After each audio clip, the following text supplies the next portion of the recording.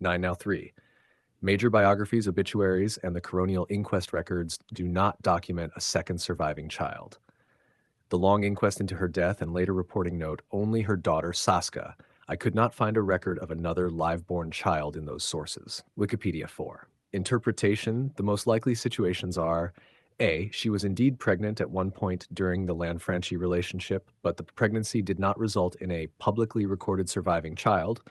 Or B. Later retellings compressed or repeated the claim without follow-up evidence of a birth. The sources that say pregnant again do not supply a birth record. AustralianHistory.net. What I can do next, and limits. I can search archived newspapers for birth announcements or inquest transcripts. Okay, I searched contemporary reporting, biographies, and the coroner inquest material for follow-up proof. Short, clear answer first, then the evidence. Short answer. Contemporary sources do report that Sallie-Anne Huckstepp was pregnant during her relationship with Warren Lanfranchi, but I found no reliable record that she gave birth to a second surviving child. Her only documented child is daughter Saska, born 1973. Now, hack what I checked and what the sources say. 60 Minutes, 1981, and later documentary pieces describe Sallie-Anne as Lanfranchi's pregnant girlfriend at the time of his death. This is the source of the commonly repeated claim she became pregnant again. Now, AustralianHistory.net, a well-used secondary history site, explicitly states she became pregnant again while with Lanfranchi. AustralianHistory.net. Major reference articles and biographies, including John Dale's research, biography, and the Wikipedia entry, record that she had a daughter, Sasha, born 1973, but they do not document any additional surviving child from the Lanfranchi relationship. The John Dale material and the long coroner's inquest records are available for deeper inspection.